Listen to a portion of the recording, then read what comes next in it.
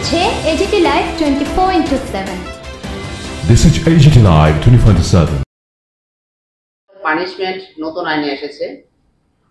এখন community service কি সেটার ব্যাপারে স্পষ্ট করে কিন্তু আইনে কিছু বলা হয়নি, শুধু একটা এক্সপ্লেনেশন দেওয়া হয়েছে। সেটাতে বলা হয়েছে community service means the work which a magistrate can direct after conviction to a person to perform which benefits the community and for which he is not entitled to get any remuneration. কথাগুলি বললাম, যারা প্রথমে তো হচ্ছে যেখানে place of occurrence of incidents থাকবে, investigating officer investigate করবে, তারা ট্রেন্ড আছেন, থানা অন্যান্য অফিসাররা ট্রেন্ড আছেন, ফরেন্সিক সায়েন্স ল্যাবরেটরিতে যারা কর্মরত সায়েন্টিস্ট আছেন, অফিসার রয়েছেন, পিপি এপিপি যারা সরকার পক্ষের উকিল আছেন তারা ট্রেন্ড আছেন, ল অফিসার্স যারা আছেন, জুডিশিয়াল ম্যাজিস্ট্রেট যারা ওনারা ট্রেন্ড হয়েছেন, ওনাদেরকে প্রশিক্ষণ দেওয়া হয়েছে, পুলিশের অন্যান্য পদাধিকারী যারা আছেন বিভিন্ন স্তরে তাদেরকে ট্রেনিং দেওয়া হয়েছে, টিপিএস অফিসার টিসিএস অফিসার তাদের ট্রেনিং হয়েছে, হেলথ অফিসার যারা আছে তাদের ট্রেনিং চলছে, অনেক তাদের প্রায় 700 মতো এরকম হেলথ অফিসারদের ট্রেনিং হয়েছে। বাকি হেলথ অফিসারদের ট্রেনিং আজকেও যেমন ধলাই ডিস্ট্রিক্টে হচ্ছে। তো যেগুলি আমাদের যে সারা প্রসিকিউশনে তাদের ট্রেনিং হয়েছে, প্রিজনে যারা কর্মরত অফিসার বা অফিসার কর্মী আছেন তাদেরও ট্রেনিং হয়েছে। 7টি পিলারের কিন্তু ট্রেনিংয়ের কাজ প্রায় শেষের দিকে। তো ট্রেনিং তো ইজ নট দ্য মানে এন্ড অফ ইট, এটা তো টাইম টু টাইম যখন প্রয়োগ হবে তখনও এটা কাজে লাগবে। এছাড়া রিফ্রেশার ট্রেনিংও দরকার হবে। আমাদের অনেক অফিসার বাইরে গিয়েও ট্রেনিং করেছেন, গুয়াহাটিতে ট্রেনিং হয়েছে, গুজরাটে ফরেন্সিক সায়েন্স ইউনিভার্সিটি আছে ওখানে ট্রেনিং হয়েছে অফিসারদের, পুলিশ অফিসারদের ট্রেনিং স্পেশালিও বাইরে হয়েছে। তো এইটা চলছে, সুতরাং দে আর অ্যাওয়ার অফ ইট। এই আইনটা 2023-এ প্রণয়ন হয়েছে, তারপর থেকে গভর্নমেন্ট অফ ইন্ডিয়া বিভিন্ন পদক্ষেপ গ্রহণ করেছেন। সেখানে ইউনিয়ন হোম মিনিস্ট্রি বিভিন্ন সার্কুলার এবং ট্রেনিং মডিউল ইত্যাদি ওয়েবসাইটেও দেওয়া হয়েছে।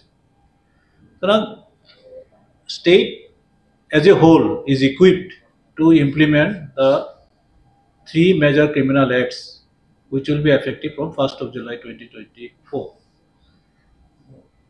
Sir, regarding EFIR, so is our police department ready to start EFIR from 1st of July? I mean, do we have the infrastructure for this? IG Chef,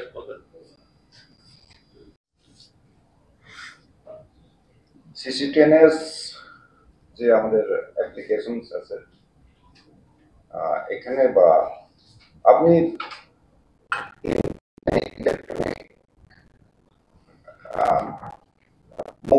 আপনি complain করতে পারছেন, even email,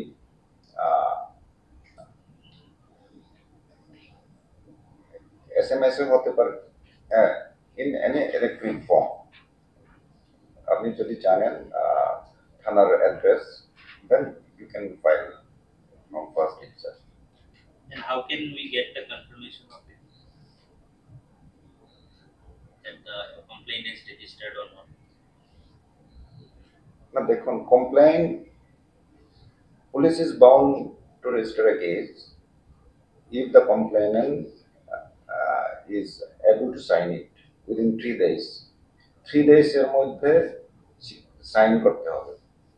যদি sign না করে তাহলে police, যদি contact number থাকে, police will contact হিম। যদি টার্ন আপ না করে, দেন দ্যাট ইজ ডিফারেন্ট থিং। তা পুলিশ প্রপার রেকর্ড রেখে তা Sir, total police station এর সংখ্যা কত রাজ্যের টোটাল পুলিশ স্টেশনের সংখ্যা 88 অস্ট্রা city, including GRPS, railway police. Post এই মুহূর্তে আমার কাছে নেই, ভুল হবে। আউটপোস্ট তো পুলিশ স্টেশনের আন্ডারে আছে। হ্যাঁ, So in all these 88 places, awareness campaign will be arranged on. হ্যাঁ, yes.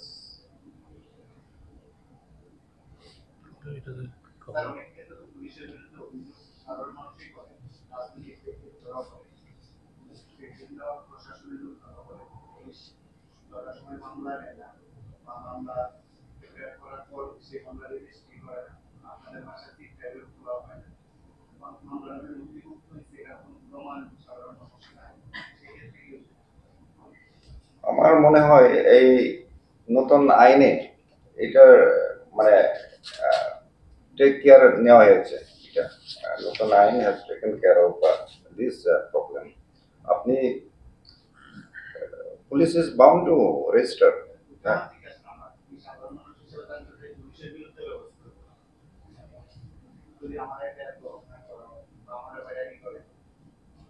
না, আপনি ইলেকট্রনিক ফর্মে ইমেল বা ইয়েতে আপনি করতে পারছেন এখন। তার তো ডিনাই করার কোনো সুযোগ নেই। হ্যাঁ,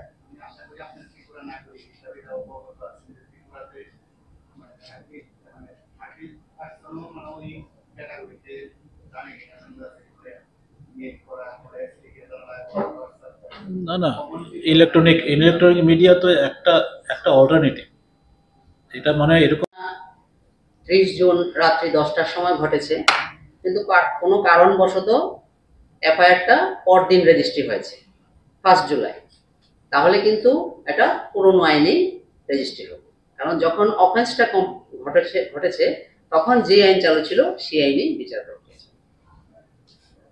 স্যার, একটা প্রশ্নটা হচ্ছে পক্সো আইন অনুযায়ী যদি 18 বছরের নিচে কিশোরদের ক্ষেত্রে কোনো যৌন ধরনের কোনো অভিযোগ হেনস্থার অভিযোগ নেই, নতুন আইনের মধ্যে কি বলা হয়েছে আর পুরনো আইনে সেটা ব্যাখ্যা করুন। নতুন আইনে কোন ধরনের ফারাক এসেছে? এটা এই মুহূর্তে সেকশনগুলি ভালো মতে পুঙ্খানুপুঙ্খ না দেখে বলাটা খুবই শক্ত। আইনের ব্যাপার, এসব ব্যাপারে স্পষ্টভাবে সবকিছু ডিটেলস বলতে গেলে সেকশনগুলি পরেই আপনাকে বলতে হবে। সেইটা সেকশনটা আগে ছিল 377, এবার কি 377 কোন ধারা রয়েছে এখানে? এটা আপনি যেটা বলছেন সেটা আনন্যাচারাল অফেন্স 377 কিন্তু এখন তুলে দেওয়া হয়েছে। তাহলে কি লয়ের ক্ষেত্রে কোন ধরনের যারা বিচার চাইতে আসবে তাদের ক্ষেত্রে কোন ধরনের প্রভাব পড়বে? অবশ্যই 377 এর ক্ষেত্রে যেসব মামলা রেজিস্ট্রি হতো সেগুলি এখন থেকে আর রেজিস্ট্রি হবে না, এই ধরনের কোনো মামলা। যার সঙ্গে এই ধরনের ঘটনা ঘটবে তাহলে সে তো তার বিচার পাবে না। আরেকটা আইন আছে তো, অন্য আইন যেগুলোতে কভার করবে সেখানে তাকে যেতে হবে। অন্য ধারা আছে, অন্য আইন আছে। না, পক্সো অ্যাক্টের এটা পক্সোই তো মামলা নিষ্পত্তি হওয়া পর্যন্ত এটা একটা ইস্যু। ন্যাশনাল লেভেলে এগুলি নিয়ে আলোচনা চলছে, তবে এইভাবেই হবে আপাতত, এটাই আন্ডারস্ট্যান্ডিং। ইভেন ধরুন আগামীকালকে 30 জুন, আগামীকালকের সংঘটিত অপরাধ যদি পরশুদিন অর্থাৎ 1 জুলাইতে রিপোর্ট হয়, সেখানে কিন্তু আইপিসির ধারা লাগিয়ে কেস রুজু করা হবে। নতুন আইপি পুরনো এখানে ডেট অফ অকারেন্স ডিসাইড করবে, টাইম এন্ড ডেট। কোন প্রসিডিউর আপনি 30 তারিখ রাত্র 12টার আগে 12টা পর্যন্ত পুরনো আইন অনুযায়ী হবে। 30-এ করেছিলেন, এটা আমি একটু ক্লিয়ারিফাই করতে চাই। এই ভারতীয় ন্যায় সংহিতা, এই ধারার সাথে যদি কোনো ওখানে কেস হয়, সংঘাত হয়, সেখানে স্পেশাল যে ল আছে that will prevail. Provisions of special act will prevail. আচ্ছা, একটা এখানে ধারা আছে নতুন ন্যায় সংহিতাতে, কমিউনিটি নিয়ে করা, এই ব্যাপারটা একটু ব্যাখ্যা করুন। Community service. আচ্ছা, এই আইন সম্পর্কে নিয়ে বিভিন্ন জায়গায় বিক্ষোভ টিক্ষোভ হচ্ছে, আজকে আদালত চত্বরে হয়েছে। যাই হোক, আমার একটা প্রশ্ন হলো, এই আইনে পুলিশ কাস্টডির মেয়াদ বাড়িয়ে দেওয়া হয়েছে, অর্থাৎ 90 থেকে 60 দিন করে পুলিশ কাস্টডিতে রাখতে পারে। এই ক্ষেত্রে পুলিশের যারা অপরাধী যেটা নিয়ে বিভিন্ন জায়গায় কিন্তু এই প্রশ্নটা উঠছে।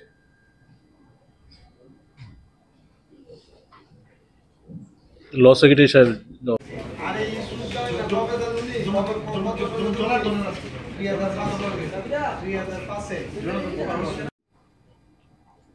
আপনারা জানেন যে আমাদের সারা দেশে ত্রিপুরা সহ 3টি নতুন ক্রিমিনাল অ্যাক্ট চালু হতে যাচ্ছে 1 জুলাই 2024 থেকে এই বছরের। আজকের এই প্রেস মিটে আমি হোম ডিপার্টমেন্টের পক্ষ থেকে উপস্থিত আছি। আমার সঙ্গে আছেন সেক্রেটারি ল মাননীয় সঞ্জয় ভট্টাচার্য মহোদয়, আছেন আইজি সাহেব মিস্টার এল গার্লম। তো ভারতীয় ন্যায় সংহিতা 2023, ভারতীয় নাগরিক সুরক্ষা সংহিতা 2023, ভারতীয় সাক্ষ্য অধিনিয়ম 2023 নামে 3টি নতুন আইন প্রণীত হয়েছে। এই 3টি নতুন আইন 1 জুলাই 2024 থেকে সারা দেশে ত্রিপুরা সহ কার্যকরী হতে যাচ্ছে। নারী, শিশু এবং রাষ্ট্রের বিরুদ্ধে সংঘটিত অপরাধ দূরীকরণকে অগ্রাধিকার দিয়ে ফৌজদারি বিচারের সংস্কার সাধন করা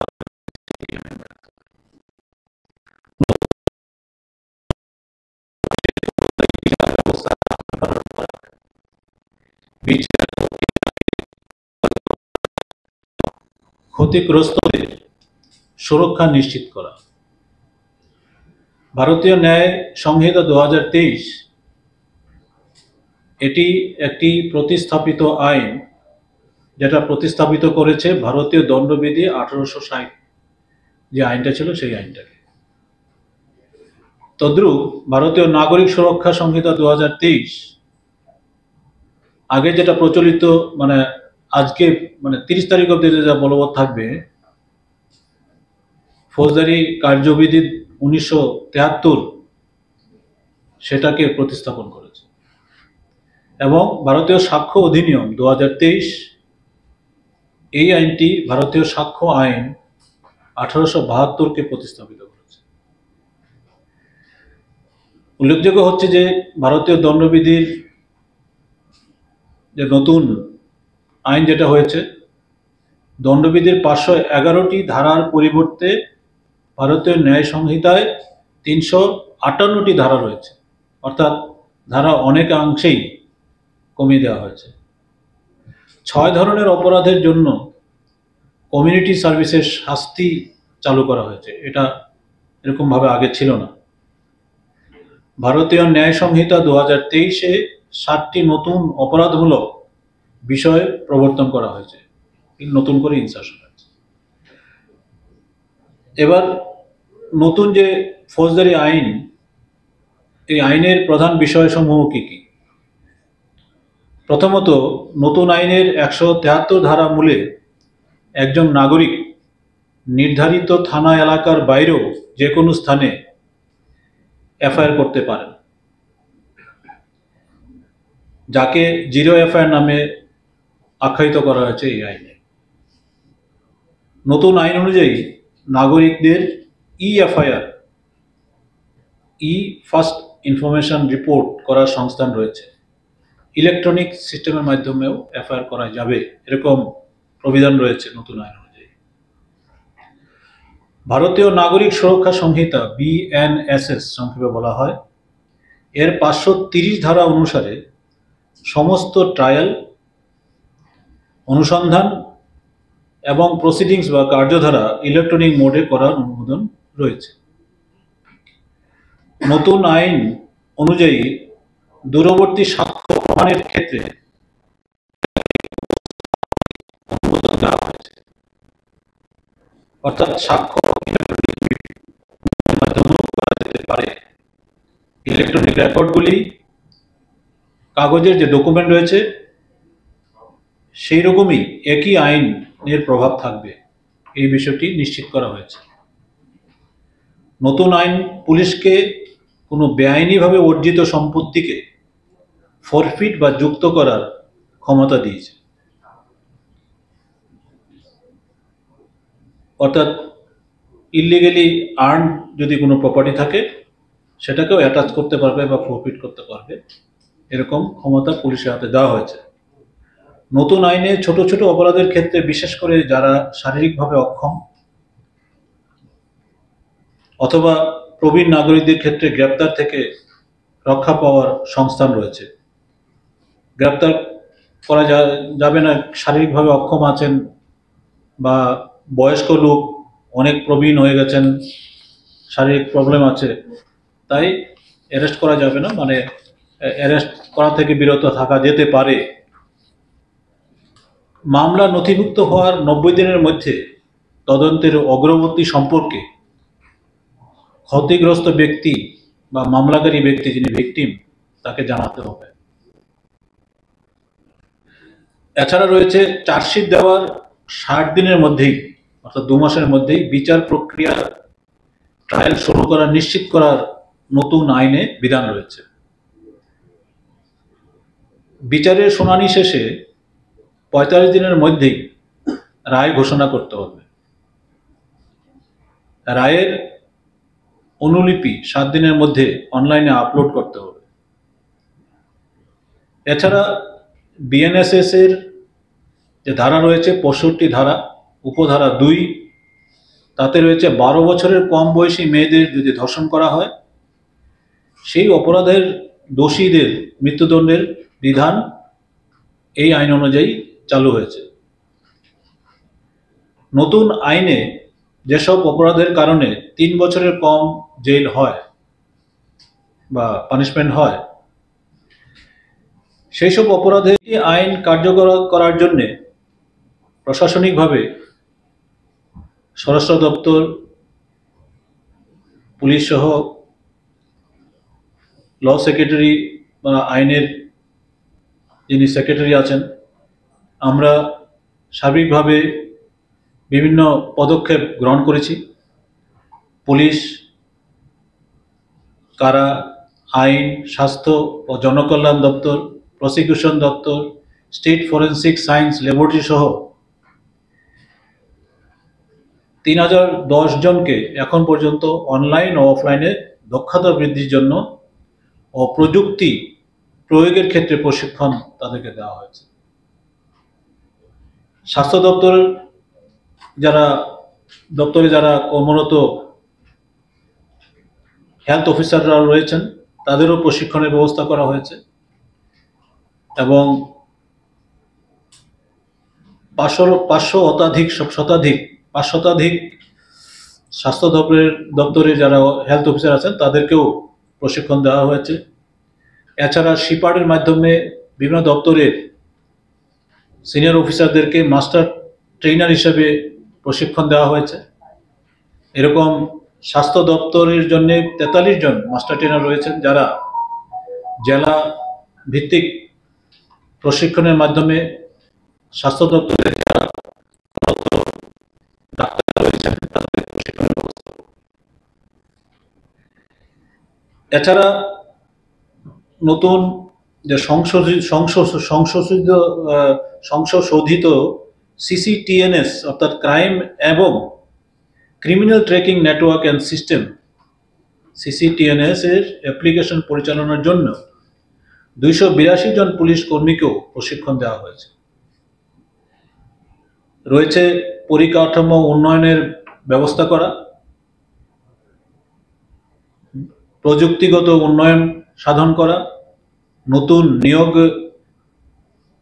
যেখানে যেখানে দরকার যে দপ্তরে সেখানে নিয়োগের জন্য পদক্ষেপ নেওয়া, আইন বা নিয়ম যেগুলি রয়েছে সেগুলি সংশোধন বা প্রণয়ন, স্ট্যান্ডার্ড অপারেটিং সিস্টেম বা প্রসিডিওর সেটারও প্রণয়ন করা ইত্যাদি সরকারের যে নির্দেশিকা রয়েছে সেগুলিকেও প্রয়োজন অনুসারে পর্যায়ক্রমে কার্যকর করা হবে।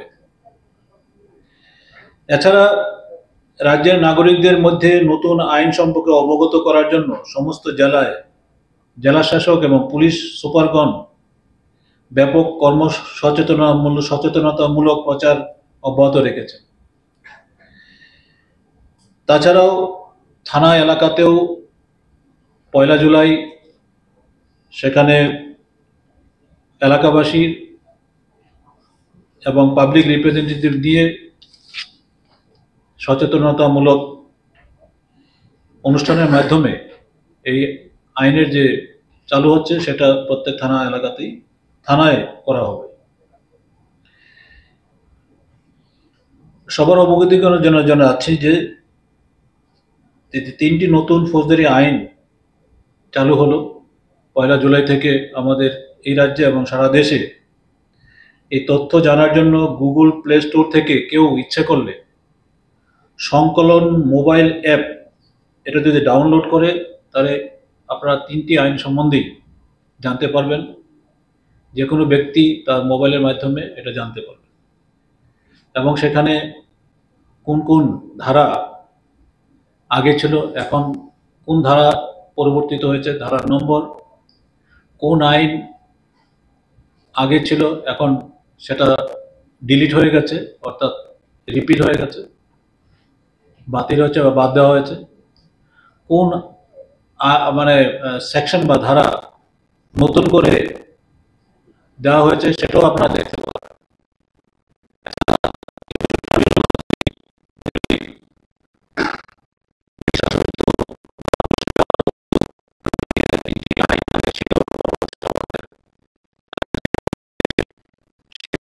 ব্রিটিশদের সময় থেকে করা, যদিও সিআরপিসি 1973 বলা হয়েছে কিন্তু এটার 1961-এ এটা বোধহয় হয়েছিল, 1898-এ হয়েছিল। তো পরবর্তী তখন ব্রিটিশ শাসিত দেশই আমাদের ছিল। তো সেখানে অনেক টার্মিনোলজি, অনেক টার্ম, অনেক শব্দ ব্যবহার হতো যেগুলি ব্রিটিশদের উদ্দেশ্যে বা ব্রিটিশদের জন্যও ব্যবহার হতো। তো সেগুলি পরিহার করা হয়েছে নতুন আইন অনুযায়ী। আপনারা যদি মনে করেন যে গুগল ডাউনলোড করেও দেখতে চান সেটাও আপনারা দেখতে পারবেন এবং জনগণ যে কোনো ব্যক্তি সেটা দেখতে পারে। এটা সংক্ষেপে আজকে আমরা এখানে আলোচনা করার জন্য বসেছি। একটু বিশাল মানে ব্যাপার, কারণ অনেকগুলি এখানে ধারা রয়েছে নতুন আইন অনুযায়ী। নতুন নতুন কিছু কিছু প্রভিশন নতুন করে হয়েছে, কিছু ডিলিট হয়ে গেছে, আবার অনেকগুলি বিষয় এখানে দেখা হয়েছে। বিশেষ করে জনগণকে সুরক্ষা, জনগণ যাতে আইন বা বিচার পান সেটাই এখানে বিশেষ লক্ষ্য, এই 3টি আইনের নতুন করে প্রণয়ন করা।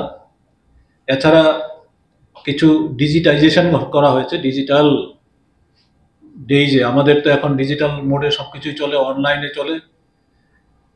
তো সেই লক্ষ্যে যাতে যে কোনো ব্যক্তি সাক্ষ্য দিতে পারে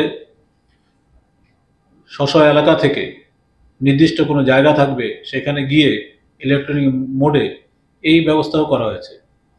যারা সাক্ষী থাকবে, সাক্ষ্য যারা দেবেন তাদেরও যাতে এখানে সুরক্ষা ব্যবস্থা করা হয়। নমস্কার জানাই। যে ব্যাপারটা আপনি বললেন যে পুলিশ কাস্টডির মেয়াদ বাড়িয়ে দেওয়া হয়েছে, সেটা একটা ইস্যু। অনেক ক্ষেত্রে সেটা শোনা যাচ্ছে যে অনেকে বলছে। এক্ষেত্রে আমি বলতে চাই,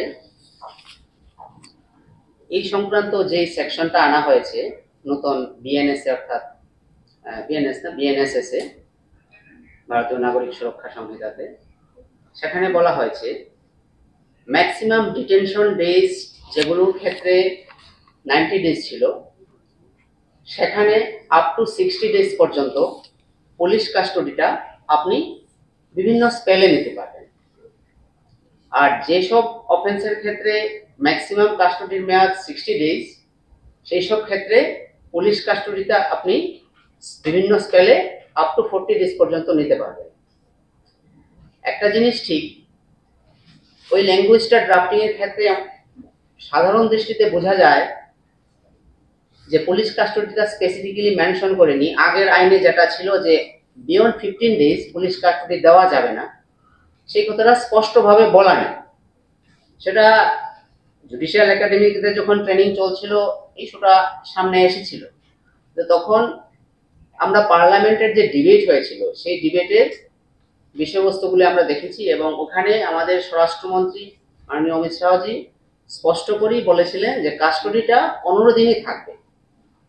এখন দেখা যাক সামনে আইনটা চালু হওয়ার পরে এগুলো কিভাবে সামনে আসে। কিন্তু আসল কথা এটাই, আসলে কাস্টডির মেয়াদ বাড়ানো হয়নি, কিন্তু কাস্টডি 15 ডেজই থাকবে পুলিশ কাস্টডি, কিন্তু এটা পুলিশকে পাওয়ার দেওয়া হয়েছে বিভিন্ন স্কেলে। দেখুন, হয়তো আজকে ঘটনাটা ঘটলো, আজকে একজন আসামি অ্যারেস্ট হলো, ওকে অ্যারেস্ট করে পুলিশ কাস্টডিতে নেওয়া হলো 3 দিনের জন্য, তারপর আবার জুডিশিয়াল কাস্টডিতে চলে গেল। এখন ইনভেস্টিগেশন চলাকালীন সময়ে এমন কিছু বিষয় সামনে এলো, ওকে আবার জিজ্ঞাসাবাদের হয়তো প্রয়োজন পড়তে পারে, তখন আবার ওকে নিতে পারবে। এইভাবে বিভিন্ন স্পেলে আপ টু 60 ডেজ পর্যন্ত নিতে পারবে, যেসব অফেন্সের ক্ষেত্রে আপ টু 90 ডেজ পর্যন্ত ডিটেনশনে রাখা যায়। আর যেসব ক্ষেত্রে আপ টু 60 ডেজ পর্যন্ত ডিটেনশনে রাখা যায়, সেখানে আপ টু 40 ডেজ পর্যন্ত বিভিন্ন স্পেলে এই পুলিশ কাস্টডিতে দেওয়া যায়। আচ্ছা, আমরা সেক্রেটারির কাছে একটা সারা দেশে যে 1 জুলাই সারা দেশে 17,700 সবাইকে আমার নমস্কার, ত্রিপুরা পুলিশের পক্ষ থেকে এবং স্বরাষ্ট্র দপ্তরের পক্ষ থেকে। আমরা 1 জুলাই থেকে এই 3টি মেজর অ্যাক্টস যেটা নতুনভাবে প্রণয়ন করা হয়েছে, এটা এনাক্টমেন্ট হবে, এফেক্ট পাবে 1 জুলাই থেকে। এই উপলক্ষে আমরা প্রত্যেক থানাকে নির্দেশ দিয়েছি যাতে mega awareness type of programme, বড় ইভেন্টস করে জনসাধারণের অ্যাওয়ারনেসের জন্য প্রোগ্রাম করে, এবং এখনো করছে। আমরা টার্গেট গ্রুপ রেখেছি এখানে, বিশেষ করে ক্লাব, মোটর শ্রমিক, কিছু গ্রুপকে আমরা টার্গেট করেছি। পর্যায়ক্রমে সবাইকে আমরা এই ব্যাপারে আমরা অ্যাওয়্যার করার যে প্রচেষ্টা চলছে এটা আমরা চালাবো। আচ্ছা স্যার, একটা প্রশ্ন ছিল যে 1 জুলাই থেকে যেটা ইনফ্লুয়েন্সটা চালু হতে যাচ্ছে, সাধারণ পাবলিকের কাছে তো এখন যাচ্ছে। আগে তো আমরা আমাদের হাউস সাজিয়েছি, এখন তো সাধারণ পাবলিকের কাছে যাবে। সাধারণ পাবলিক তো এখন বুঝতে হবে, যেমন সংকলন অ্যাপ হয়েছে, সাধারণ পাবলিক যদি জানতে চায়, if you wants to go through, you can go through. As a layman আমি যদি চাই জানতে, আমি জানতে পারবো। আমাকে তো পড়তে হবে আইনটা, না পড়লে জানা যাবে না। এই যে 3টা আইন আছে, অনেক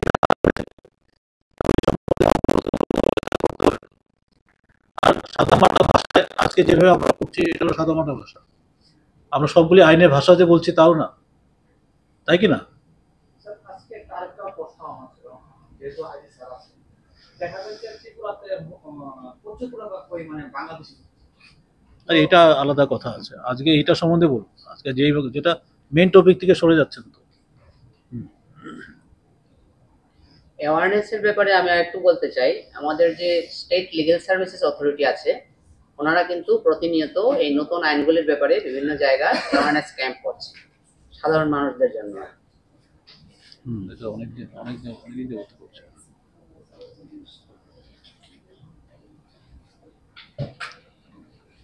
সেক্রেটারির কোথাও কোনো প্রোগ্রাম হবে নাকি? দিল্লিতে হবে, নিশ্চয়ই হবে, এটা তো সবখানেই হচ্ছে।